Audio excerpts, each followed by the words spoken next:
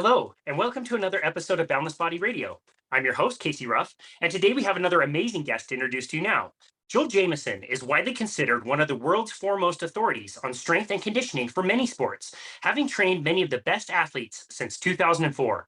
He is the author of the best-selling book, Ultimate MMA Conditioning. He is a contributing writer to several top magazines and is a frequent guest speaker at conferences and seminars all over the world. He is best known for an individualized approach that is based both on solid science and yet practical to apply. Joel created 8 Weeks Out in 2009 to help clear up the misinformation and confusion surrounding energy systems. Since then, the site has become one of the authorities on strength, conditioning, and performance. Joel is a longtime enthusiast of heart rate variability, and his Morpheus app allows users to aggregate assorted training and lifestyle factors, including HRV, to auto-generate a recovery score.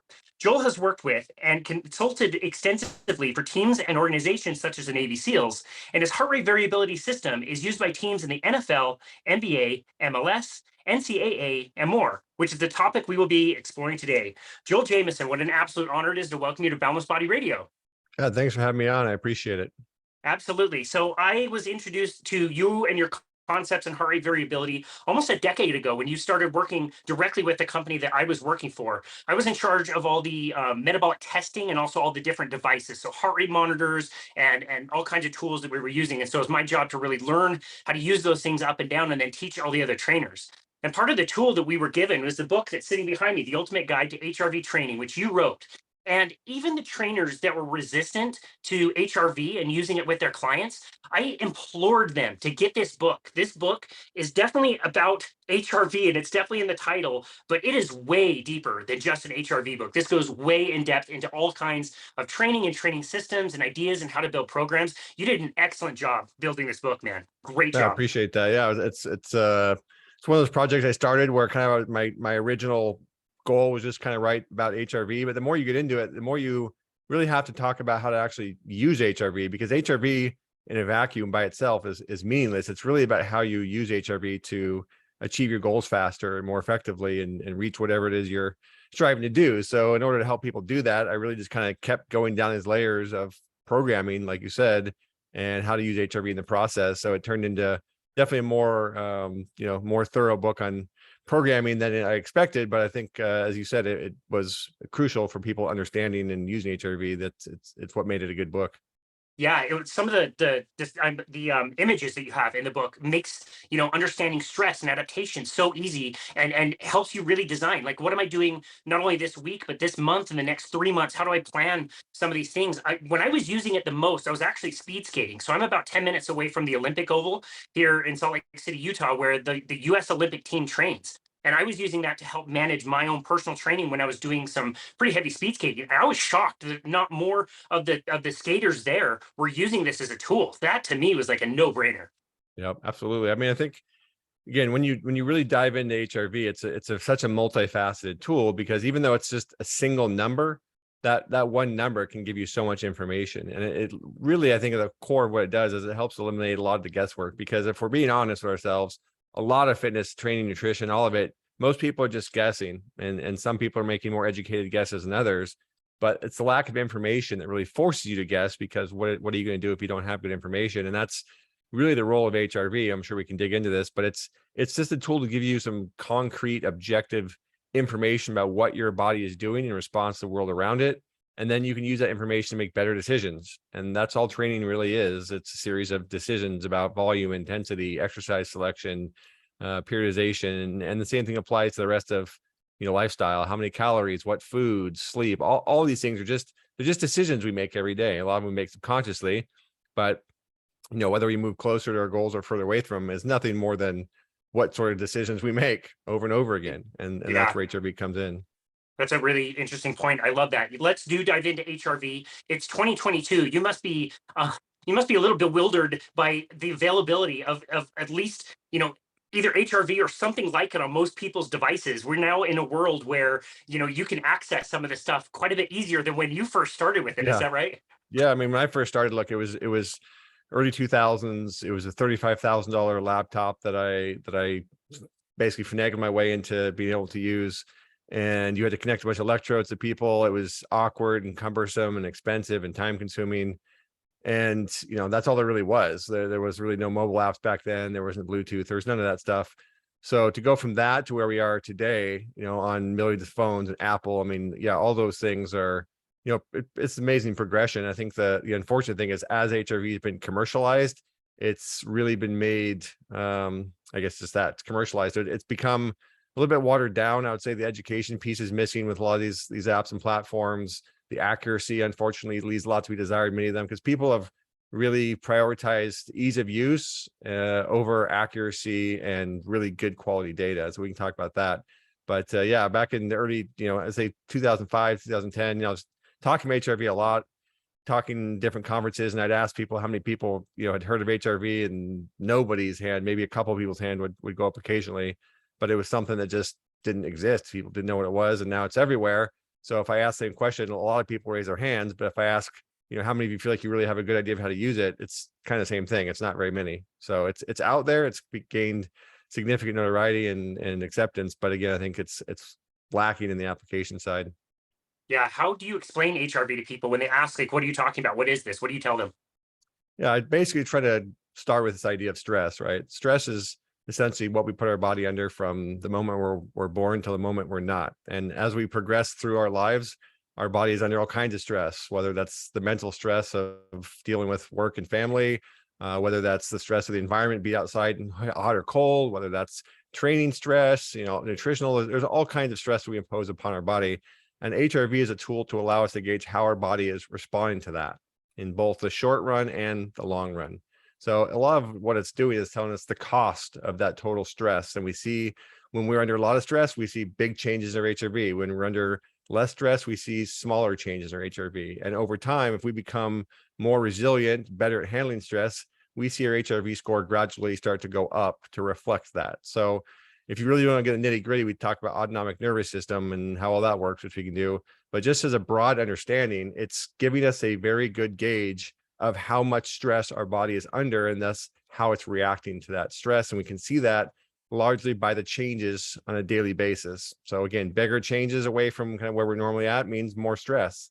Smaller changes mean less stress. And then again, we can look at it over time to see where our number is trending. If it's going up, we're generally becoming more stress resilient, more well-conditioned, and improving our ability to tolerate that stress. If our number is going down, it generally means the opposite. So that's kind of the big picture nutshell. And then from there, you can dive into the actual nuts and bolts of the autonomic nervous system and the mechanics of what it's actually showing you. Now, you make a really good point. I think a lot of listeners might say, like, wait a second, you said hot and cold are both stresses. You guys are telling us that infrared saunas are really good or cold plunges are really good. And it's Mhm. like, no, that they are stresses. It's just another form of stress. It's like a workout. Like work you leave the gym in way worse shape than when you enter the gym. You're breaking yourself down and tearing yourself up. It's only that adaptation phase where you're building yourself up, and you do such a great job in the book kind of explaining that. But yeah, let's talk about the autonomic nervous system. I think that'd be great to go into those two hemispheres and how they interact with each other. Sure. Yeah. I mean, I don't have to sit here and think about my pH, my blood. I don't have to sit here and think about my body temperature, right? All that's regulated internally. And what's corely responsible for that is the autonomic nervous system, which there are two branches. The first is the sympathetic system. People always think of this one as the fight or flight. And just like its name implies, its job is to crank up energy production for fight or flight. So if I'm going to go lift weights, if I'm going to go do sprints, if I'm going to do any kind of workout, boom, I need that sympathetic system to crank up the energy production so I can go produce more force, more power, and I can do that. Now, from a biological perspective, this system is what kept us alive and able to be here today as an evolutionary mechanism. Because if you're in the wild, you need to go hunt something, or you're being hunted yourself, you better be able to do that very quickly and have that power right when you need it. So that's essentially how the system works to generate energy. And really what we can think of is anything that causes that system to activate is a stressor. And there are degrees, right? Like being chased for your life in the wild is a extreme stressor. Sitting there watching a stressful TV show may not feel like an extreme stressor, but your heart rate's still going up. That system's still activating because we are able to activate that stress response from a mental perspective. It doesn't have to be purely physical. That's why we have mental stress raise our heart rate. Now, the other side of that coin is what's called the parasympathetic system, which people might be a little bit less familiar with, but we can think of that as the rest and digest, or rest and repair, rest and regenerate, whatever you want to call it.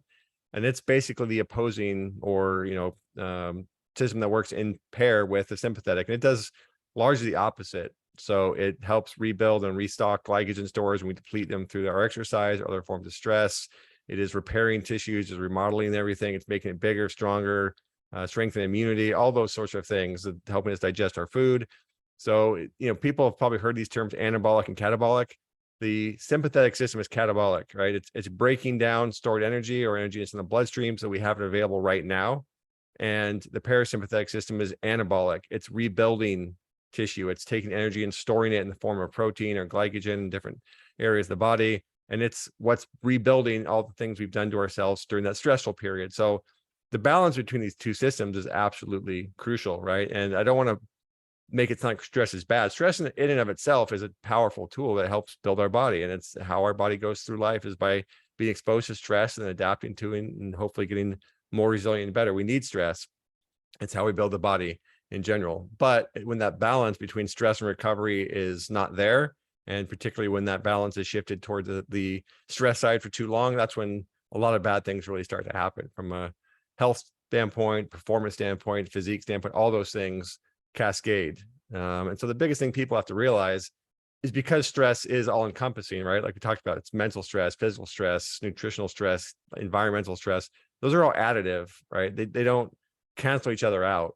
They are all additive. And we have to make sure that our body is able to counteract and recover from all that stress. And that's ultimately what HRV helps us do by monitoring that parasympathetic nervous system. It's essentially looking not at the stress side, but at the recovery response side. It's looking at that parasympathetic nervous system and how active it is and how much of a role it's playing in trying to help our body recover. And by looking at that, we can gauge how much stress we've been under. Because if we see a very high or very low HRV, that tells us our body is in the process of responding to something that was very stressful.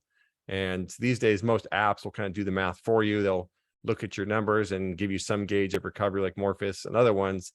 So they've made it a little bit easier in the sense they don't just expect you to interpret all the HRV data, but it is still valuable, I think, to understand the big picture of what you're looking at, regardless of how deep that, down that rabbit hole you want to go. Yeah, interesting. So maybe this is the wrong question, but in a perfect world, would we be perfectly balanced between the sympathetic and parasympathetic? And it's just that our current circumstances and lifestyles, typically for most people, are way too sympathetic and way not parasympathetic enough. Yeah, I mean, look, you want to look at it in the way that the body works, and the way that when you look at HRV, you see it's cyclic, right? You see people go through a period of stress, and then you want that stress to subside so they can recover from that stress, and then they expose themselves to more stress. That's a training process in a nutshell, right? That's literally kind of how we are built, progressive overload. So in a perfect world, you're going through these stress recovery cycles, and you can look at this in a very short time frame or a very long time frame. And over time, as long as your body is spending enough time recovering from the stress you're putting it under, that's going to lead to positive changes. Your body is going to get stronger, more resilient. Your work capacity is going to go up. You just become more able to cope with that stress. You get better at it. But if we see this imbalance, like I said, then you go the other direction, and the body is not able to spend as much energy repairing itself as it's spending it dealing on stress. Because that's kind of the second big thing people need to recognize here is energy is a limited thing here. We don't have this unending amount of metabolic energy that we can create every single day. There's limits to it because it takes time to create energy. It takes resources internally to create energy. It doesn't happen unending. So if we're spending, a huge amount of energy on dealing with that stress every day, then there's less available afterwards for the recovery piece of it, particularly if we're not sleeping, we're not supporting ourselves nutritionally, all those sorts of things. So that's really what it comes down to. It's how much energy do we devote towards both sides of the equation. And in a perfect world, yes, you would devote as much resources on the recovery side as you need, because that's going to depend on how much stress you put your body under. But it's when you don't do that, it's when you put your body under a lot of stress, and then you don't subsequently meet those recovery needs, and you do that process over and over again, that you go down the wrong hole, and you end up in a bad spot. And really the thing with modern society, I would say, is sleep is a big problem, because we're most anabolic and we're most in that recovery state when we're sleeping. A lot of people don't get enough sleep. They don't get enough good quality sleep. It's nutrition, same thing that supports it hugely. And then it's the mental stress factor. And today's life is stressful, and people, again, don't realize how much it adds together. So if I'm stressed out during the day, that can impact my sleep. Lack of sleep impacts my food decisions. It's all tied together. So it's, again, kind of looking at this big picture of how we go about our daily lives and decisions we make, that is such a huge piece of putting all the pieces together. Yeah, definitely. And if we zoom in a little bit and talk about fitness, it appears to me that the timing would be so important to understand. Where are you in your phase of recovery? Because if you've got a hard workout and you do another hard workout too soon, maybe you haven't fully adapted to the last one and you're going to bury yourself even more. Mhm. Or the opposite example, I do a hard workout, but I just don't ever do it frequently enough. I'm never really going to gain significant fitness by doing that. And so, really, that timing is so critical to understand. It is. Yeah. Look, I try to get people to understand training in these pictures of stress and recovery cycles. So if I load my body up, let's say a Monday and a Tuesday, I need to give myself a chance to recover from that, because if I just keep loading myself all week long and then I take the weekend off, that's really not enough time to recover if I put myself under enough load throughout the middle of the week. And so people kind of get themselves in one or two scenarios. They either constantly overload themselves and never quite recover, so they eventually go down this overtraining plateau, chronic injury standpoint, or they get to this point where they're training at a fairly high volume, but the intensity, the stress isn't as high as it actually needs to be in any given workout to really cause the body to have to adapt. So then these people just kind of hit plateaus. Like, they're just going through the motion, they're putting in the work, but they're not really seeing improvement. They're just kind of stuck in this pattern of this moderate loading because they're doing so much of it, and they're not able to ever fully recover to the point they can put in the amount of load they need to. So it is really about finding that pattern, that how much stress can I put my body under, and then how long does it take it for recover, and then how often can I repeat that? And the more stress recovery cycles you go through, the better you're going to be. Now, Yeah. most people, one stress recovery cycle for a week is reasonable if they have full-time jobs and they're stressed out. They probably can go through one good loading period and one good recovery period. If they have their lifestyle a bit more together, they're getting 8+ hours of sleep, their nutrition's pretty well dialed in, they're taking control of mental stress and doing things to mitigate it, then you can do two stress recovery cycles. You can kind of do this Monday, Tuesday, Wednesday stress recovery cycle, and then you can do a Thursday, Friday, Saturday stress recovery cycle, take Sunday off. So I call it train, recover, repeat, and I kind of teach those models. I call it the 1-2-3 or the 2-2-2. So there's endless ways to load it, but it's just about thinking about that process before you go loading your body. Make sure you have thought about the recovery angle of things, not just the training part of it. Yeah, I love that. And I think we really just don't think about the recovery enough. I'm always surprised, when I see endurance athletes in particular that are chronically just doing marathons, half marathons, Ironman. At some point, they'll end up getting injured. And it literally can take months and months, not only to recover from the injury, but to recover from the chronic stress load. It takes a long time to kind of get that back if you've been at this for several years. Yeah, absolutely. I mean, the body basically has stress coping mechanisms, right? And we want those mechanisms to work for us and build the body, make it more resilient. But it also has mechanisms that are going to work against us. And that if we keep overloading our body with chronic stress, it starts to downregulate and change a bunch of hormones, hormonal receptors. It decreases immunity and does all kinds of stuff to where chronic inflammation becomes just a hallmark of how our bodies are functioning, and it causes lots of problems. I mean, again, chronic injuries and plateaus and everything else, worsening health, all these things they're just the result of this chronic imbalance over weeks or months. And yeah, it doesn't turn around overnight. It's not like you flip a switch, take a few days off and boom, your body's back to normal. I mean, if you spend weeks or months overloading your body in that state, it's going to take weeks at least, and maybe months to get it back to some sort of normalcy. I think that's kind of we're wired to think like, oh, well, I can just change and it's all magically back to normal. Well, you put the body, like, it's like you took your car and you revved it full go and you just beat the hell out of your car, did no maintenance. Like, you can't do one oil change and now your car's good. Like, you still did all that damage that you probably have to replace some parts, and you're gonna have to fix what you broke, and that's gonna take time and money. It doesn't just happen instantly, unfortunately. And the longer you've damaged it, the longer it's probably gonna take to recover from it. Yeah, I love that analogy. That's very well explained. So the listener may have gathered at this point heart rate variability. So there is some variance in heart rate, Yep. and this is normal. I don't know if a lot of people consider that when your heart rate is 60, it's not really ever like 60. It can be 57, 56. It can go up to 62, 63. It does change up and down. So can you explain what heart rate variability is measuring and Sure. how the heart is responding differently in a parasympathetic versus sympathetic state?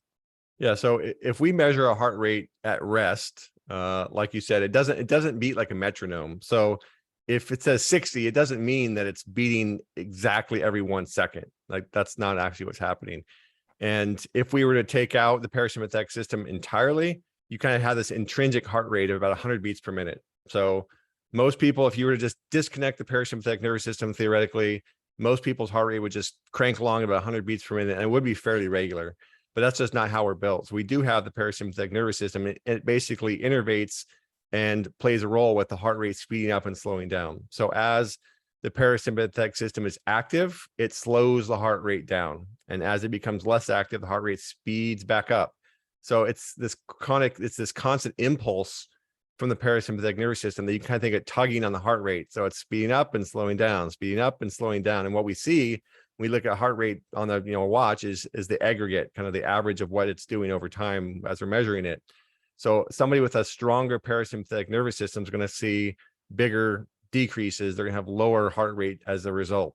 And what we're basically measuring is how variable is it? And again, greater variability means that the parasympathetic system is tugging harder on the heart rate to slow it down. Now, we also change our heart rate resting as a whole based on the cardiovascular system. So endurance athletes, people with bigger left ventricles, they can pump out more blood.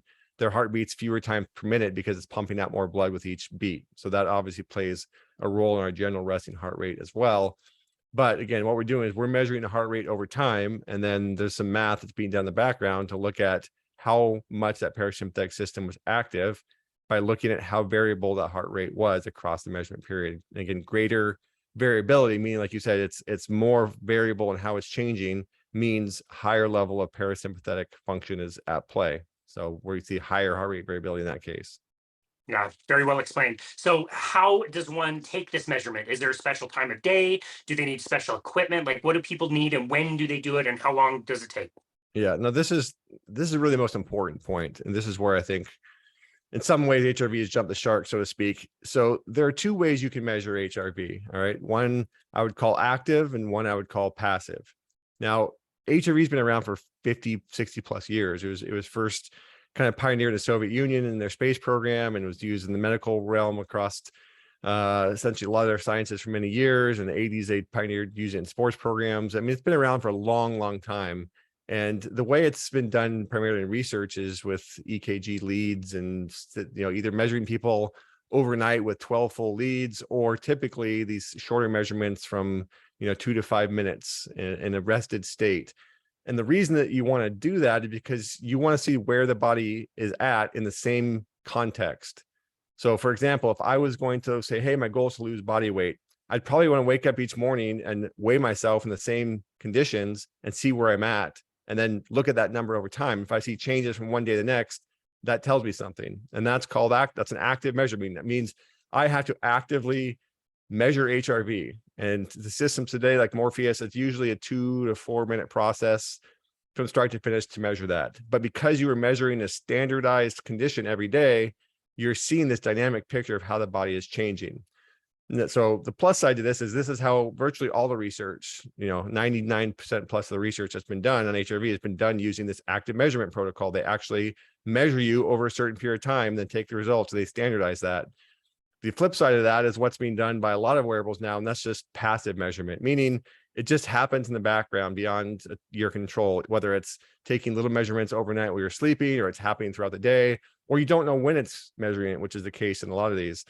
Now, the advantage to that is you don't have to sit there and spend any time measuring it. It's just a very convenient, like, I don't think about it. I just get a number on a screen. That's my HRV number. The downside is it's not very accurate because it depends on what you're doing, and you're not measuring a standardized, context each day. It'd be like weighing yourself some days after a meal and some days after you drank a gallon of water. Next time you like weighing yourself, 8 o'clock at night versus 6 o'clock in the morning. You just see noise in the system because you're not standardizing when you were actually measuring it. So while these systems are designed to be more convenient, they're also designed inherently to be far less accurate because there's just too much information that's causing the changes that isn't standardized, if that makes sense. So I would personally highly recommend, if you're going to measure HRV, you want to use something like Morpheus or other systems out there that are also using this active measurement, because it's just going to give you much more accurate data, much more accurate reflection of how your body is changing over time. So you're going to want to spend that 2 to 3 minutes. Ideally, you measure it relatively early in the morning. You want to measure it before you have caffeine or before you put yourself through a workout. Because again, think of it as the wake up, check my body weight thing. I want to see where I'm at in the morning before I eat a bunch of food so I can see where I'm at in that state every morning. So I really personally recommend get yourself in a habit. And I personally weigh myself every morning. I take my HRV and I have that data, and then I go about my day, and it helps me center myself and think about what I want to do today. Right. It helps me make a decision about, okay, here's where I'm at today. Here's what I had planned. Should I do that or not? Or should I make an adjustment? And body weight is also a good one to look at. I think body weight is underrated to look at every day, because it also reflects all kinds of things we're doing to ourselves, and it helps people make better decisions. So I think if you're going to invest the time in HRV and the money to do it right. Measure it first thing in the morning, be as consistent as you possibly can. Weigh yourself or take other sort of measurements along with it, and you'll be in a much better position to have really good data to make decisions from, because data is only as good as its accuracy. It's not worth anything if it's completely inaccurate, because it can help you make poor decisions instead of the right decisions, because it's leading you in the wrong direction. So again, that's the biggest part about HRV is getting accurate data, and that's why I'm so firmly on the side of making sure you're doing it in an active format and you're getting good high quality data to make good decisions from. Yeah, no, I really appreciate that. I actually didn't realize that a lot of wearables were doing it that way and didn't have like a set time that they were measuring. That would make No, a huge difference. yeah, here's the unfortunate thing too, is a lot of the more popular ones, they're just measuring it overnight. And so they get this impression that, well, okay, we're standardizing it by measuring it throughout your entire sleeping cycle, but they're not. And the reason they're not is because it would destroy your batteries in those wearables, because it takes a fair amount of battery power to take an optical sensor and measure HRV at a high def resolution for 8 hours. It would kill your battery. So they're taking little samples. They're just periodically sampling.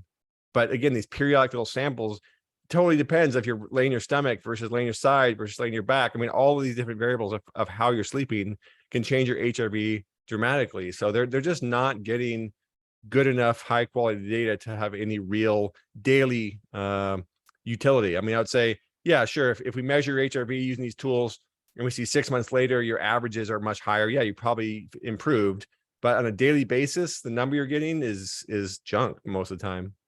Yeah, so interesting. I do want to go back, and I hope that you and all the listeners had the same visual that I had. You're referencing Russia in the 80s. I'm just picturing Ivan Drago like all hooked up and Yeah. getting HRV measurements Yeah, I mean, from Rocky Ford. they actually use it in the first Soviet space, the first person in space, Yuri Gagarin. Wow. They were able to beam down the heart rate signal, and then from that signal they could interpolate what HRV was, and they wanted to understand, as we still want to understand, how stress of space affects the human body, and this was one of the tools they could have available to do that way back when. So it's been around for a long time. It may be new to the fitness world, but it's been a metric that's been used in medicine circles and research for decades. Yeah, wow, so interesting. Okay, so we want to take active measurements. What kind of equipment do we need? This was a few years ago, so I don't know if they've improved, but there were certain heart rate monitors that you could use that would definitely give you reliable data, and there were others that were pretty much junk. Yep. Has anything changed that way? Are there certain brands or ways to measure that work better Sure. than others? Yeah. So look, there's two broad types of heart rate sensors out there. All right. One is a chest strap, which most people are familiar with. It's using electrical signals to calculate what's called the RR interval. And the RR interval is literally just the time between each heartbeat. So you can't measure HRV unless you get an RR interval. Now, some chest straps will calculate and send that data so that an app can read it, and some chest straps do not. So Polars typically do, some Garmin's do, some Garmin's don't. Not every chest strap is going to make that data available. So any app or HRV tool you're using, unless it's connected to a chest strap that's sending that RR interval data, it's not going to be able to get HRV. So that's number one. But the plus side to chest straps is they are the most accurate way to measure HRV. Chest straps are the most accurate way to train. They're the most accurate to measure HRV. They're just the most accurate because they're using electrical signals, and it's a very accurate way to measure. They can measure HRV to plus or minus about 1 millisecond, which is highly accurate. Now, on the other category is what's become much more popular these days, which are optical sensors, right? And now, instead of using electrical sensors, they're basically sending light through the skin, and they're measuring how much that light comes back and how it reflects. And from that, they're using, a bunch of math to basically figure out your heart rate and your RR interval from that. So as you can imagine, it's a bit less accurate. It depends also on skin tone. It becomes less accurate as you move around. It gets what are called motion artifacts. So it's overall less accurate than chest straps, but that accuracy really depends on which sensor you're talking about. So Morpheus uses a sensor by a company called Cell, which is the most well-validated sensor, but other people are using, $2 sensors out of China that are just junk. Honestly, they're cheaper, they're lower cost them to use, but they've never been validated. The RO detection is not very good, and they're more prone to problems. So there's a much wider discrepancy in accuracy on optical sensors than there are chest straps. Most chest straps, they're going to be accurate. They're chest straps, but optical sensors you wear on your wrist, it's a crapshoot. Some will be fairly decent and most will be kind of shitty, to be honest with you. And there's Yeah. no great way to tell if you're an average consumer. So you really want to look at, Morpheus is a brand that I create. Obviously, I've created that on the science and the credibility of the sensor we're using. If you're going to look at other sensors, devices, see who they've worked with. If there's any actual research validating if they say what sensor they're using, if there's any sort of accuracy that's been benchmarked on that device, any sort of thing like that. Now, the other thing I'll say is we can consider two scenarios. The first is measuring HRV, which needs to be done at rest. Okay. Absolutely has to be done at rest. So both sensors can be used. Like you can definitely use a chest strap and you can use an optical sensor, provided it's a good one. Now, when it comes to training, the same kind of stuff applies. If I'm doing high intensity workouts, if I'm changing direction, doing high speed stuff, a chest strap is the way to go. Like you might think it's less comfortable, but it's going to be far more accurate than most optical sensors, because optical sensors, like I said, you're moving your wrist around, you're getting motion artifacts in there. It's has a much harder time reading accurately at higher heart rates. So if you're using, a heart rate during a workout, you really want a chest strap for higher intensity, high velocity, change of direction type movements and exercise. If you're just kind of going out for a casual jog or you're riding a bike, you're doing something that's a little bit more stationary or less jarring and it's not as high intensity, then some of the better optical sensors can work. The Apple Watch is actually pretty decent there. Garmin and Polar make optical sensors for your wrist that are reasonably accurate, but really it comes down to what are you doing. And as long as you're doing something lower intensity, sure, optical sensors are fine. But again, when you crank the intensity up, you want to go with a chest strap. And this is why Morpheus essentially offers both. We have a chest strap for training, and then we have an optical sensor on the wrist for the HRV measurement. So it really kind of, make sure you're using the right tool for the job, I guess, is the bottom line. Yeah, no, that's a great point. And I'm gonna throw some brands under the bus here. I don't care. When we would do metabolic testing at the gym that I was at, we'd be measuring heart rate. And so we got to validate this really, really well. And we used Mhm. straps that weren't based on the wrist. They were kind of on the arm. I know the Morpheus has an Yep. option for that as well. That was certainly much more accurate. The numbers there seem to match up really well. Yep. I will confirm what you said about Apple Watch. I never really saw huge issues with Apple Watches. They seem to give like really good ratings. It was the Fitbits and Garmin's, man. The Fitbits and Garmin's that had the wrist-based optical sensor, Yep. the variance could be 20, 30 beats. And when you're exercising and trying to stay in a certain zone, like that's a huge difference. It is. I mean, there's a really big variance, like I said, the quality of the sensors that they're using. And Apple, number one, they use good components because they have expensive devices. But number two, I think they've probably developed the best algorithms for smoothing out some of the data. And yeah, for just general purposes, I would say Apple probably is the top or one of the best. And then, like I said, below that, it's a crapshoot. All you got to do to see it is wear a chest strap and then wear an optical sensor and look at the two different data points. And sometimes you'll see 20 beats difference, 30 beats difference. I mean, some of these things are just so far off. It's insane. And they've done stuff. I looked at a couple of papers where they had people literally go a marathon distance and they looked at the discrepancy in total distance covered using these things. And some of them are off by like 2 to 3 miles, 4 miles. So That's crazy. they can be way far off. And then Wow. people also need to understand sleep is another category here. There's a lot of kind of, I don't know if junk science is the word, but there's a lot of devices claiming they're doing more than they're actually doing. So no device is actually measuring sleep. It's not capable of measuring sleep. It's inferring sleep basically by looking at your heart rate, by looking at how much you're moving, that kind of stuff. It's guessing basically if you're asleep or not based on those things. It's not able to measure anything concretely. And so some of these devices are pretty good at that. And some of those are less good at that. But what they're not really capable of doing at a high level accuracy is sleep stages. Like you're not really getting true sleep stage data from a wearable. They're just guessing based on these changes in heart rates. And some, like I said, are better than others. But we just have to understand, like, there's limitations to all this stuff. And it doesn't have to be 100% accurate to be useful, but just be aware of the limitations of it. That's a great point. I got to just tell you this. I know a lot of the wearables now for sleep are, the rings or the straps or the wrist based things. My favorite one that was ridiculous was something you put on your forehead, around your forehead. Oh yeah, And I've seen that one. you see that one? And yeah, I don't know what it was measuring and how it was measuring it. It didn't matter anyway because it would end up off my head and off the bed or around my foot or something. Like it would end up in all kinds of weird spots. Yeah, So I mean, didn't really yeah. matter. Yeah, I think that's kind of the problem, right? Is people want to measure data and they kind of went in this, like let's measure everything we possibly can. And so people are measuring 10 different things with 10 different devices. But at the end of the day, you don't need 10 different things. You just need to get the right data measured accurately and then know what it's telling you and learn from that. That's kind of the biggest thing is you should get to the point where you have a pretty reasonable idea of what your body's going to do based on what you did. If you spend enough time really looking at what happens as you train, the more you use HRV, the more you look at the data from the workout itself, the more you weigh yourself, you should have a pretty good gauge as you go of, okay, I think this is what my body is going to look like tomorrow, and be pretty spot on most of the time, not all the time, but we should be constantly striving to learn how our body reacts to what we do to it, because that helps you tremendously, again, make better decisions. If you know what your body's going to do, or at least have a pretty good idea, then you make smarter decisions about it. And hey, if I know if I eat this right now, my weight's probably gonna go up tomorrow. If I keep doing that, it's not going the way I want it to go. So I would say that the number one thing that anyone can do, I don't care if they're an elite level athlete or they're just trying to be healthy, it's learn your body and how your own unique body responds to the stress of life, to the stress of training, to nutrition, and everything else in between. So whether you have a coach or not, you've got to learn how your body reacts to the world around it. And that's ultimately, you're the only person that can do it. But that is the most important thing, in my opinion, to getting long-term results, because it allows you to stop making just uneducated guesses and start making you to make really well-informed decisions. I love that. That is awesome. Very well explained.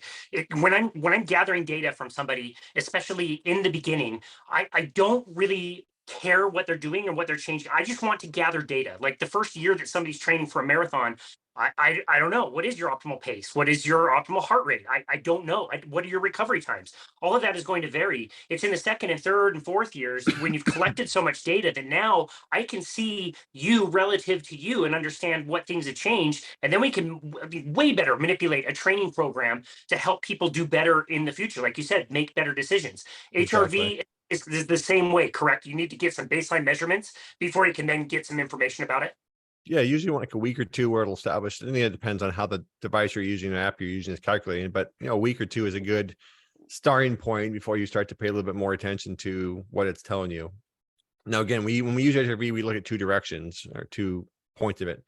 At least we should be. The first, like I said, is daily basis. So on a daily basis, it should look at how far away we are from our norm or what our HRV is doing relative to what it usually does, and then give us some indication of what our recovery is. Now, it's really important to talk about recovery. What is recovery actually measuring? So again, it's kind of like sleep. Like, HRV is not a direct gauge of, muscle biopsies or hormone status, or like we're not going in the body to measure this thing. So we're inferring recovery by how much energy our body is devoting towards it through the parasympathetic nervous system. So it's doing its best to estimate what recovery is, but recovery is not quite what people tend to think it is. Okay. People think like, oh, I'm highly recovered, therefore I can lift heavy weights and I'm going to sprint my fastest and I'm going to perform my best. So I'm highly recovered. I'm going to perform my worst when I'm poorly recovered.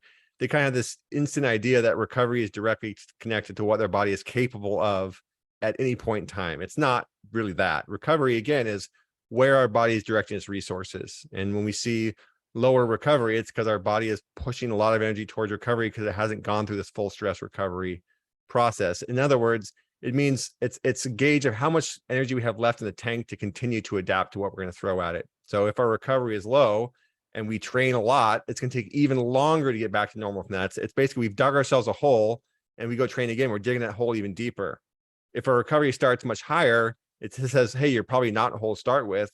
So this workout's going to dig a much less deep hole because you're not starting from a hole to begin with. That makes sense. So I tend to tell people looking at recovery is more about a gauge of how long it's going to take you to recover back to baseline from this workout. If your recovery is really low, it's going to take you a long time. If your recovery is really high, it's going to take you less time. So it's just a better way to think about it. not in terms of how much, is my body capable of, but what should I do today to make my body be able to go through the stress recovery process effectively? Because if I do a high intensity, high volume workout, and I'm already under a lot of stress, my recovery is low, it might take 3 to 4 days to get back to a normal state if I, rest or do lower work. If I start at a much higher standpoint, I might be back to normal in a day or two, which means I can train more frequently. So we just have to look at recovery from that perspective and make decisions accordingly. So from that perspective, is it always better to have a higher number? I mean, yes and no. We want to put our body under enough stress that, right, we're having to adapt to it. If our recovery is essentially always high and we're never really seeing a deviation away from that, it means we're probably not overloading our body enough to cause it to improve. So again, you want to essentially see these stress recovery cycles in action. And I can show you plenty of cases where you can see it pretty clearly.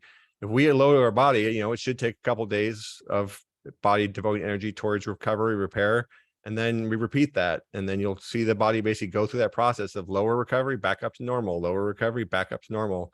It's just a question of, how many times do you do that effectively versus, okay, it's lower.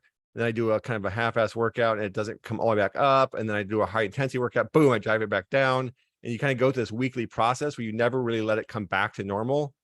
And you do that over and over again. That's where people get themselves into trouble. So you want to overload your body so that it has to adapt, and then you overload enough stress, and then you want to let it recover from that stress and improve. And then again, you want to repeat that. So it's making sure you're going through that process over and over again versus a process of chronically loading higher, lower, but never letting it get back to normal and go through that full process. Because people need to realize your body does not improve during the workout. The workout's catabolic, as you pointed out earlier. The workout is where you break your body down. The only time where it's actually improving is when it's devoting energy towards rebuilding and remodeling and repair. When that parasympathetic system is its most active, that's where the fitness changes happen. So it happens outside the gym in between workouts. We get better. And it's the same thing with skill, right? If we're practicing a skill, we don't get better at the skill instantly while we're practicing it. We basically expose our body to a particular motor control demand, swinging a baseball, throwing a punch, hitting a golf ball, whatever the case may be. And then we go home, and particularly when we sleep, our brain consolidates a lot of that motor programming, gets better at it, and we come back the next time to perform that skill, and all of a sudden, boom, we're magically better, right? It's the same way. It really is the same thing. We have to give our bodies time to adapt and improve, and that's what the whole process of recovery is so crucial for. So again, if you're constantly overloading and not giving your body a chance to go through the full recovery process, you're just shortchanging your results. Like, you put in the work to get better, you just didn't give yourself the time to do it. It just doesn't work with you when you don't have both sides of the equation put together. Yeah, such a shame when somebody's doing that, just burying themselves. And I love what you said, and you've written about this too, which I love. It's like you do have to think critically about what you're going to do. If you have a low score day, does that mean do nothing? Does that mean go easy? Or does that mean continue with your hard workout? You just need to think critically about it. If you know you're going to get 2 or 3 days off after this day and the score is low, then it's like, yeah, you could probably get away with doing another hard workout. Just make sure that you take advantage of those recovery days at the end. And also, again, to say that a lower score is not telling you to do nothing. We would just, as trainers, always have like a B workout ready to go. And if you Yep. came in and you had a low score, guess what? Let's work on your core. Let's work on your mobility. Maybe we'll do some skill work if that's part of your plan, but we might not do the full, workout that we had scheduled. Let's do the B workout instead, which is just easier. You can still do something. Yeah, no, exactly. I mean, unless you just totally trash yourself, there's always benefits to movement, right? Movement is fundamental, not just to stretching ourselves for training, but for recovery, because it's driving blood flow, it's driving immune function, it's driving all kinds of stuff. So, regardless of kind of where your recovery is at, there's ways that you can train. They just would be different. Like you said, rather than going, and doing a really high intensity, totally fatiguing workout, you go do what I call a recovery or rebound workout. You do some movement mobility, you get some blood flow in there. You can do some strength accessory work, some core work. You can walk away from a workout feeling better than you started, and that's going to be a benefit to your recovery. It just needs to be a different workout than if your goal is the opposite of that. So yeah, it really, like I said, that's why kind of the start, it just comes down to decision making. All of fitness is literally how good are you at making the right decisions about volume, intensity, exercises, nutrition, sleep habit. It's just constantly making these little decisions, and they add up over time. That's the biggest thing I can tell you too, is looking at a lot of data. It's a lot of things that you do on a daily basis that just add up. It's just an accumulation. and that's how it works. And they've looked at even like obesity. People don't usually gain 50 pounds in a year. They gain like 5 pounds a year, 8 pounds a year, 10 pounds a year, and over 6 years you've gained 60 pounds. Like it's the same thing with training. It's little changes. My body got a little bit better, a little bit better, a little bit better, a little bit better. In 6 months of that, you're way better. Or it got a little bit worse, a little bit worse, a little bit worse. 6 months from now, you're injured. So it's these little changes that just accumulate over time from the big picture of any aspect of training, really. And that goes back to what you mentioned earlier as such a critical point. Like, this is the learning point. Now look back on your day. You had a low day yesterday. What contributed to that? Was it a good idea to go on a bender the night before you're paying a trainer $100 an hour to take you through a workout where you were going to deadlift and now you're going to do, flexibility work or something else? Like it's using those opportunities to look back and see how you can change things over time. One of my Yep. most interesting findings is a client that I worked with that we found every single time, without exception, the day after he flew in a plane, his number would be very low, very, very low. And we could not give him the normal workout on that day. We had to adjust for that. But to give him at least 2 days of recovery from just simply flying a plane, we would have never known that.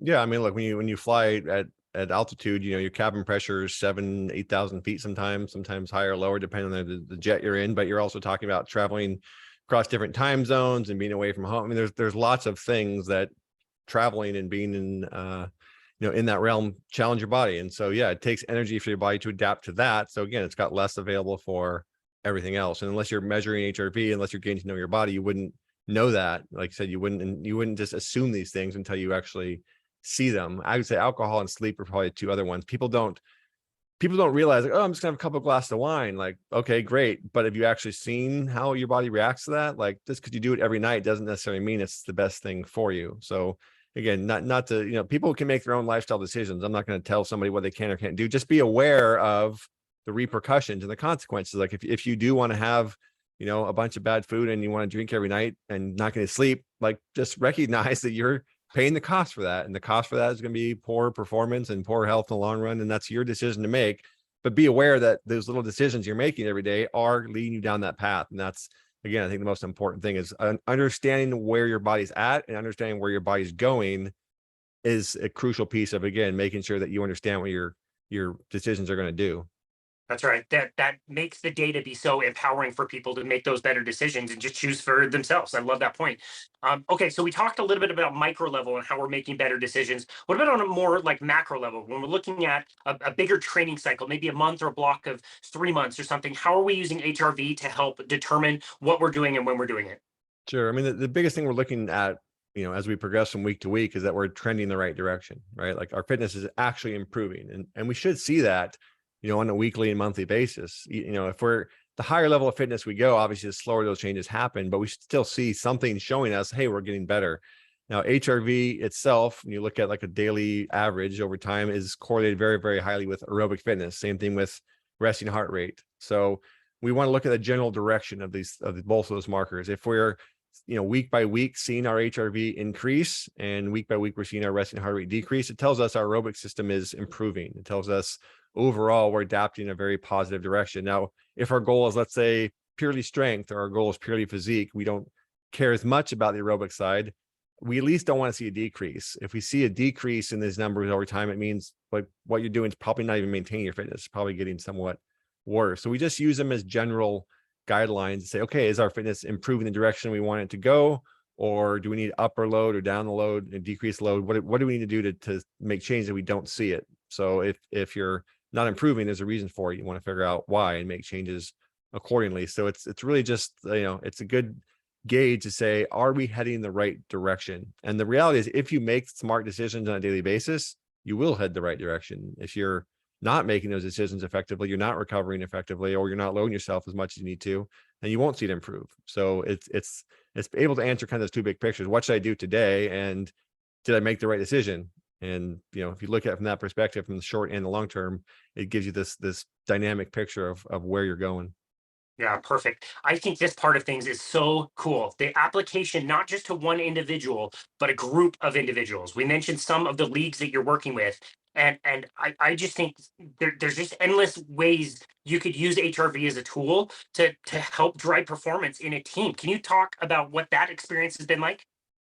Yeah, I mean, look, the biggest thing with teams is especially the higher up the ladder you go, players' performance in a single game can be worth a win or a loss, which can be worth, an endless make the playoffs, don't make the playoffs. I mean, individual performances across the season are such a crucial piece of teams performing well at the end of the season, making the playoffs, winning championships, or not doing those things. So, teams have a very vested interest, obviously, in player management. And there's definitely been a push, I would say, in the last 5-10 years to really focus more on player health and player longevity and player performance across the season. You see guys in NBA being able to sit out and rest games. You see guys in training camp, the NFL, they're older, being able to take days off, even in training camp. I mean, you see these athletes performing longer, and you see the coaches being more receptive to giving them the individual time they need. So, HRV and GPS data and heart rate data, different teams use it very differently. I would say some teams are much more data centric than others, but you typically see the younger coaches in the league being more receptive to using the data than some of the older, more, kind of traditional coaches who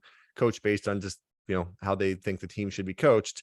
But in general, I'd say we've definitely moved in a direction where this has become a part of most teams. Most teams have a performance director who has, insight in the broad picture. They're looking at medical data. They're looking at some sort of testing battery they do, whether it's HRV or something else. GPS data is in a lot of teams now. So teams are all taking this high approach, and they're still, sorting out how they're going to use it.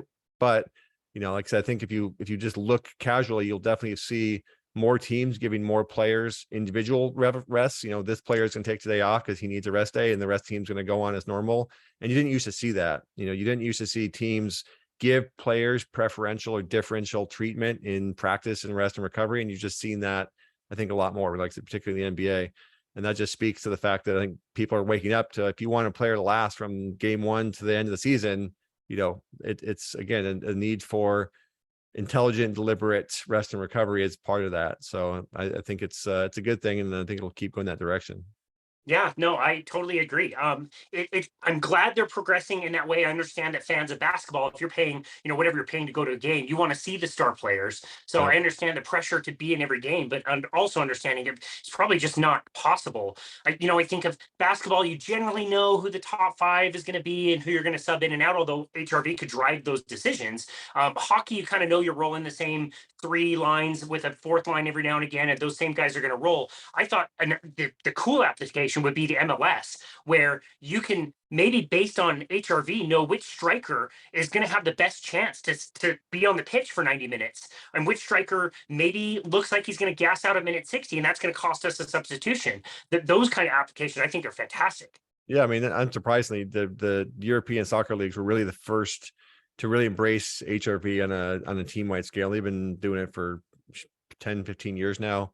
And again, it varies on how each team uses it, but they were really the first to adopt that and begin with. And they were also first used, called Prozone. This is an older software where they take video of the entire game. They'd map out each player's movements, and they would try to calculate the game load. So the Europeans have invested a lot of money into it, but it's happened in the US too. There's a great strength coach who's now performance director. I believe Dave Tenney was at the Seattle Sounders, and I was here. He actually brought his athletes very early on in HRV when I was using it into my gym, and wanted to measure them and kind of get a feel for what HRV was doing. And then he ended up essentially creating this big model of game load and training load around a bunch of different metrics, including HRV that he was looking at. His goal was basically to look at injury risk from a given day and a given player, because again, injuries are everything. If your top player gets hurt, I mean, that is going to cost you games. Even if your two or three of your lesser top players get hurt, that's a massive blow. So he would essentially be able to give the coach a daily breakdown of injury risk of different players, which is kind of the inverse of optimal playing, but it's the opposite. So he was extremely successful with doing that. He moved to some other teams, and I'm not sure where he's at right now, but he was really the best in the MLS at taking all this data, aggregated into a risk management profile, and then making sure the coach understood that from a daily basis. And the way he did it was really smart. He would give coaches a game load. He'd look at, okay, what does a game load look like on each athlete, and then he could model that for each practice. So he'd say, oh, yesterday's practice was about 70% game load on the team, or yesterday's practice was an 80% game load on the team, because the coaches know the stress of the game. And if you can give them something they understand back to a practice level with that same metric, it was much, more digestible for the coaching staff. But, oh, okay, I get it. So a lot of this really just kind of comes down to, again, the team itself, the head coach, how invested he or she is in the technology. But yeah, it's a big part of performance, and I don't see it going anywhere.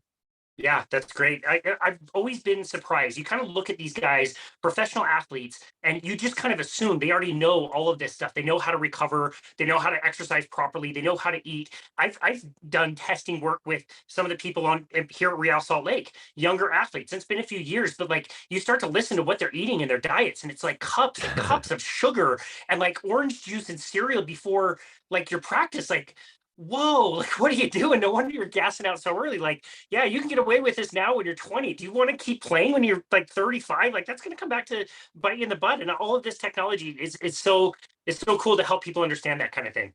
Yeah, it is funny if you're not ever in the world of professional sports, you do exactly what you just said. You just assume that these guys or women are the best of the best, and they're getting nutrition dialed in, and they're sleeping, 8 or 8.5 hours a night, and they're doing relaxation, and they're doing all this regeneration stuff. And like, no, like the reality is they're just people.